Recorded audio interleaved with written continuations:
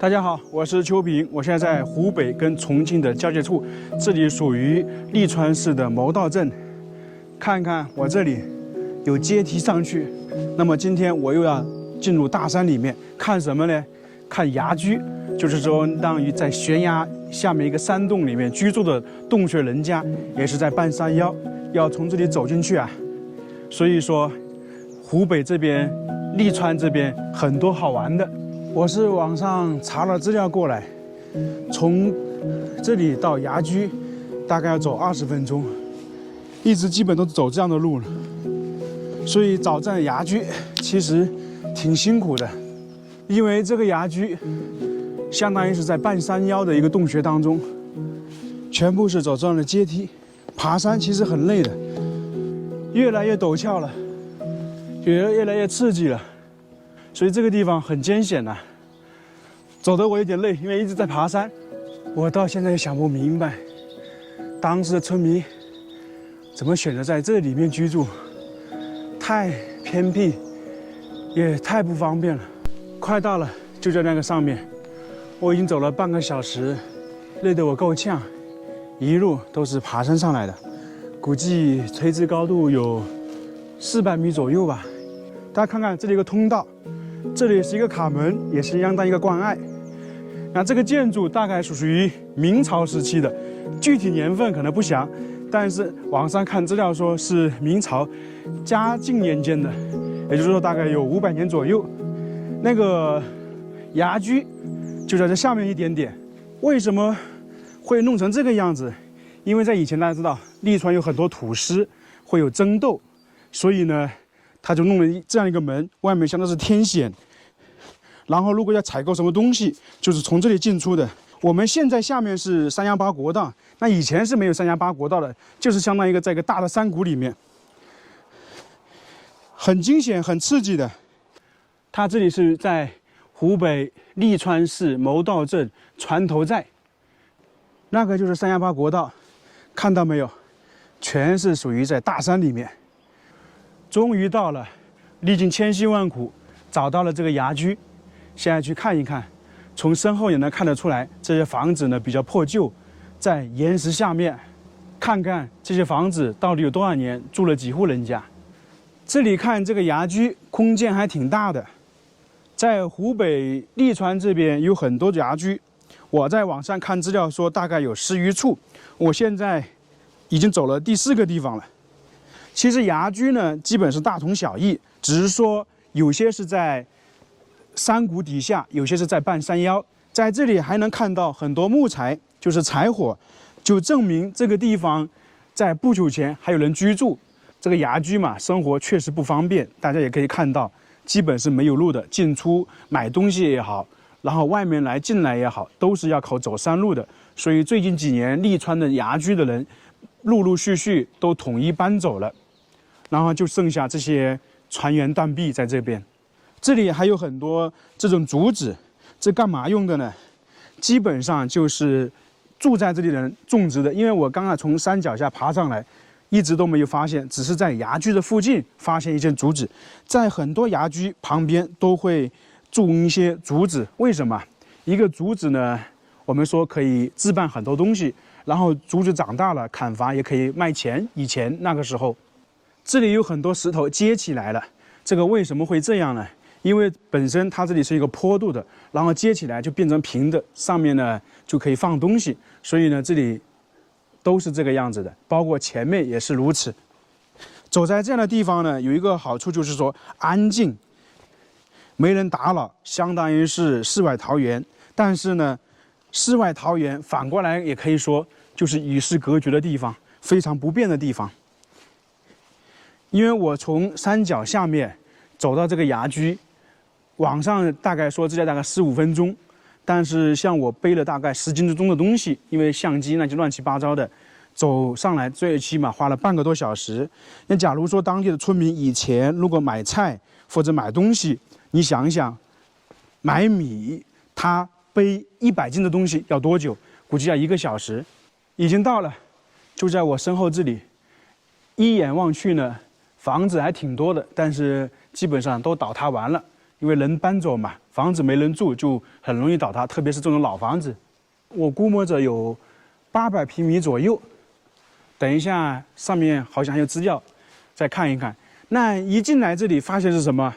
这里相当是一个路口，然后这两边呢好像是牛圈，这里以前还养了牛，不知道是他们房主人住在这里养的牛呢，还是说他们搬走了，有人在这里养了牛。基本上很多都倒塌了，特别是屋顶。那这里呢已经完全倒塌了，上面可以看到有很多黑色的。这个黑色的是干嘛的呢？就是有人在这里做饭，然后日积月累烟熏成黑色的。看到这些没有？这石头很平整的。那么这个房子下面呢，也有很多石头作为地基。那这些石头是从哪里来的？很多人以为是从外地弄进来的，其实不是啊，都是在这附近把它我们说的砸出来的，然后用来建房子。像这个就倒塌的比较久。这边呢，可能，近一点。整个这个牙居，大家猜一猜有多大？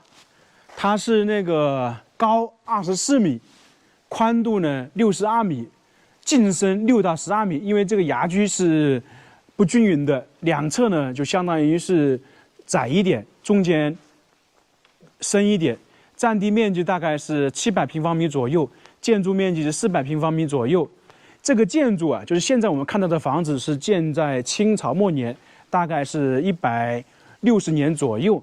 那么其实啊，我猜想，有人居住在这里肯定是不止160年。为什么？在这个房子之前也是有人住的，只不过呢，它房子是经过历史的变迁，各个时代进行修建过的。那么大概200年前，这里的房子呢，肯定就不是这个样子的。大家说是不是？在这个房子前面还有一个院坝，我们站在这里呢，还有很多的回音。你像这里呢，一直有水，水的低的话，那这里可能有点塌方了。以前全部是用结好的，用石头接起来7层才有这个平台。那么人呢，吃完饭或者是说其他时候请客啊，或者有什么事情，就是在这个院子上面摆桌子聊天。有客人来，那基本上坐在这里，农村都是这样的。那么大家看一下这个房子，大概是6间，2层的。那可能上面呢，就是说的住人，下面是厨房，还放杂物这一些，客厅等等。农村基本都是这样的。所以说我估摸猜想，这个房子是大概160年，但是有人居住的话，正常来讲的话，一般是有300年。大家猜想有没有？我们说。明朝就不算了，因为本身外面看到的那个寨门呢，是属于明朝的，按网上资料说是属于嘉靖年间的，所以这个地方呢，我个人猜想是有300年左右，也就是说300年大概就是15代人居住在这里，一直都没有搬走。后面呢，只是说统一规划，全部迁移出去了。那么很多人会有一个疑问，住在这些地方水是怎么解决的？给大家看看，水就是在这里。天然的山泉水从上面流下来，那这里相当于水缸有好几个，这个都是从石头挖出来的，很佩服他们了。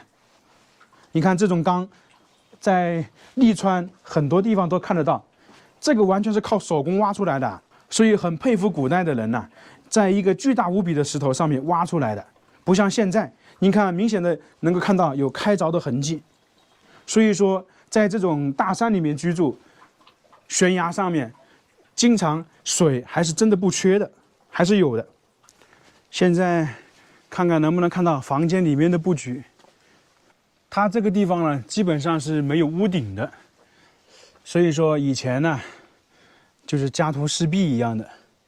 但是我看起来这个应该也有，没人住的话有很长时间，不可能是几年的时间，有可能10多年吧。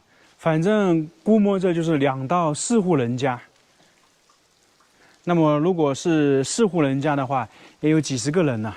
那以前这里是非常热闹的，但是看房间的布局的话，应该是2户。但是这个只是以我们的经验来讲，具体多少人也不是太知道。